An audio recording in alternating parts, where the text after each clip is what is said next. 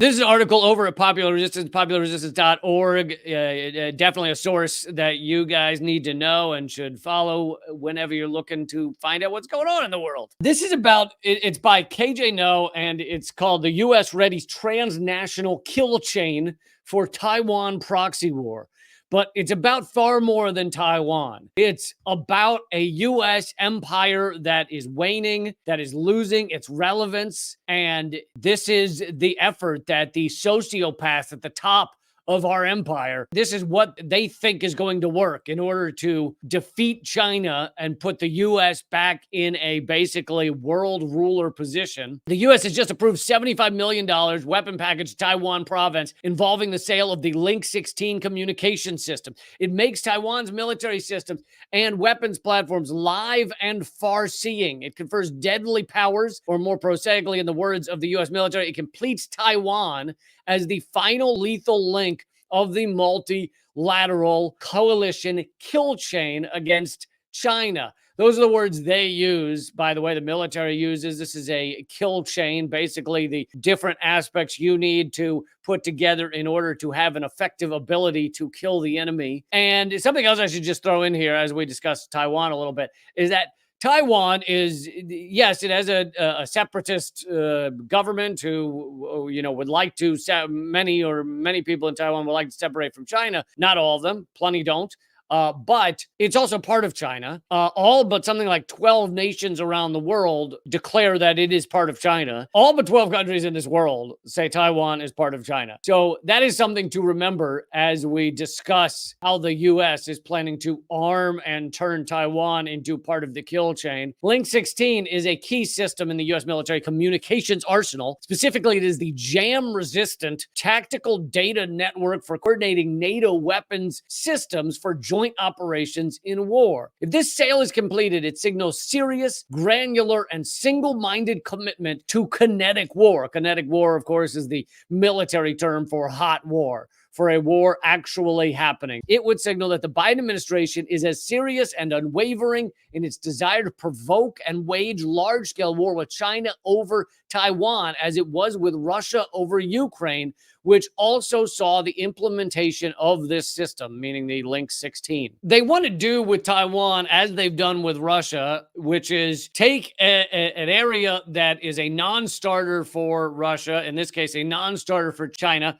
arm it, try and separate it from the country. Now, of course, in Ukraine's case, Ukraine was its own country. It was part of the Soviet bloc. Many of the people were culturally Russian, etc. So it's more confusing than just saying, oh, it's its own country. So they want to do the same thing with Taiwan as they've done with Ukraine, which is they've bogged Russia down into a endless, the U.S. is hoping, endless war that just drains Russia, drains them of human beings, drains them of missiles. Now, Russia, in many ways, has defeated much of what the U.S. had planned, but still, it's not being drained of all your, your weapons and your manpower and everything else is not an easy thing for any country. To continue from the article, it would be thus the deadliest piece of technology yet to be transferred because it allows sea, air, and land forces to be coordinated with others for lethal effect. To give a shoe on the other foot analogy, this would be like China giving separatists in a U.S. territory or state such as Hawaii, Guam, Puerto Rico, or Texas, right? Those are all technically part of the United States, either a territory or a state. And it would be like China giving them not just arms and training, already a belligerent act of war, which the U.S. is currently doing,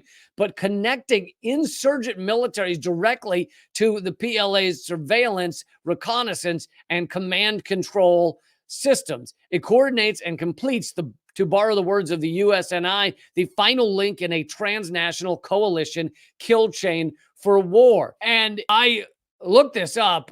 He says to borrow words from the U.S. Naval Institute, even the U.S. Naval Institute says coalition kill chain for the Pacific, lessons from Ukraine. And it talks extensively about setting up a kill chain around China. They say Russia initiated combat operations in Ukraine with cyber attacks on SATCOM to disrupt Ukraine's kill chain, the methodology for finding, fixing, targeting, tracking, engaging, and assessing an adversarial objective.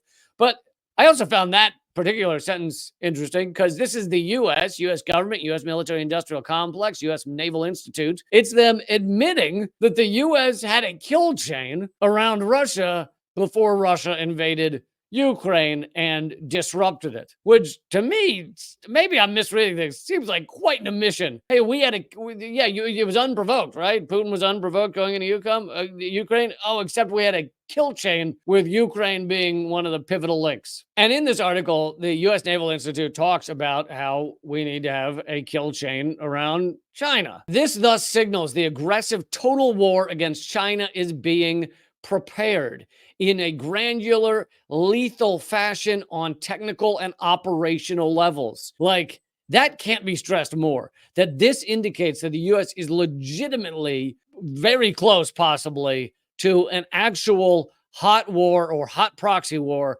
with China, which is horrifying in so many ways. On the strategic level, currently at the CFR, CNAS, the Center for Foreign Relations and Center for New American Security, and other influential think tanks in Washington, the talk is all about protracted warfare with China, about pre-positioning systems and munitions for war, about ramping up to an industrial footing for the inescapable necessity of war with China. This discussion includes preparations for a nuclear first strike on China. This is how insane these psychopaths are.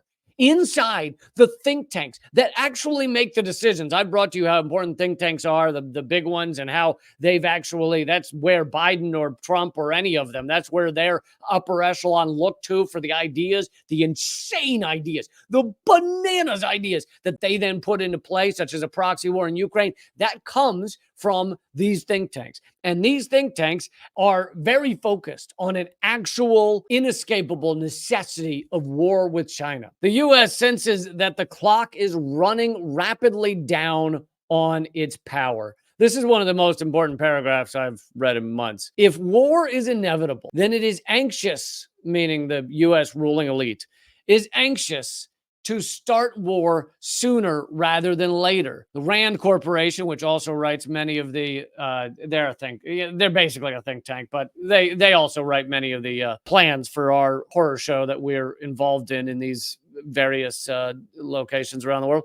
Rand warned in 2016 that 2025, next year, was the outside window for the U.S. to prevail in war with China. The Minahan window also hints at 2025 being the outside time frame. The Davidson window is 2027. The question in Washington regarding war with China is not if, but when and how. Link 16 makes how easier and brings when closer. The idea that the outer windows on when these maniacs are going to push and create war with China is either next year or 3 years from now is so aggressively horrifying. This is why we have to get these psychopaths out of power. And we have to change the systems that reward these psychopaths and put them into power in the first place. Nobody even in your independent media almost ever talks about the fact that we have a system in place called capitalism, really, but the inverted totalitarianism in terms of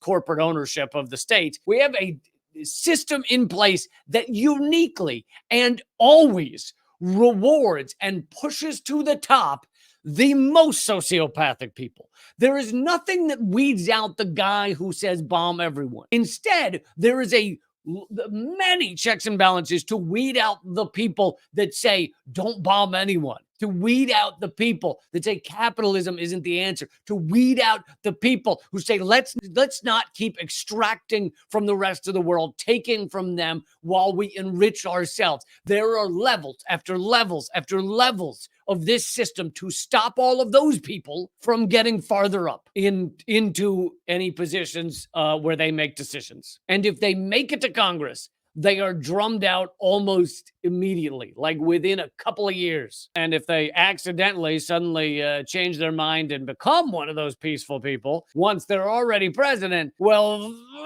and they're assassinated on live television. The U.S. needs to abandon its neocon fantasies of a hegemonic global empire and retreat gently into that good night for there to be peace. It needs to negotiate in good faith with Russia and begin the process of de-escalating its proxies in Ukraine, as well as in Palestine and the Pacific. It needs to seek win-win cooperation in a multilateral order based on international law and mutual coexistence, not its own top-down, rules-based order, which is bullshit. It needs to respect the one China principle, stop interfering in China's affairs, and stop preparing and provoking war with China. And that is the solution. Palestine has shown what it will try to get, what the U.S. empire will try to get away with: brazen genocide with the whole world watching. And that goes to what I said earlier, as there are some psychopaths at the top of our system that actually view what's happening in Palestine as good, because it shows, and I don't just mean those who quote unquote support Israel. I mean, outside of what it does for Israel or doesn't do for Israel, they view it as good to show China and show Russia that the U.S. and their vassal states, Israel, Europe, will commit genocide and will not stop for months on end. It goes to show how morally bankrupt the U.S. empire is. It is breathtaking how psychopathic these maniacs are. Absolutely breathtaking. Anyway, to get to a deeper analysis of why these maniacs at the top feel they need war with China, because I think if you are kind of your low information voter across the United States, fairly low information person, you leave CNN on every once in a while, you think, okay, well, China is getting bigger economically. Who cares? Why does that really matter to the U.S. economics? The low information people wouldn't call it the U.S. empire, right? They just say, well, we have our economy and China has theirs, and who cares if theirs is a little bigger than ours? What's the big deal? And so that's why you need all these scare tactics to get the low information people to be afraid of China, right? The balloon's going to get you, or China's committing a genocide even though we're not accusing them of killing anyone, or China is crazy about censorship, even though the most famous Chinese dissident, Weiwei, says that Western censorship is actually worse because people don't know they're being censored. It's actually a more tactical kind of censorship. The reason it matters so much that the Chinese economy has gotten bigger than the U.S. economy is that China allies itself with the global South, mostly those who are opposed to U.S. empire. The U.S. got rich, and the U.S. empire got rich, including Europe, the West, as it's called generally. The West got rich off of completely extracting everything from the global South. And that means both labor, cheap labor, and physical extraction of resources, stealing oil, stealing metals, sometimes buying it, but buying it at a price that's just ridiculously low to heavily enrich the West. So that is what's happened for hundreds of years. The West has gotten unbelievably rich on the backs of the global South. But now you have one of those countries, China, who for a long time was very poor, but now has gotten far more wealthy, has taken 850 million people out of extreme poverty.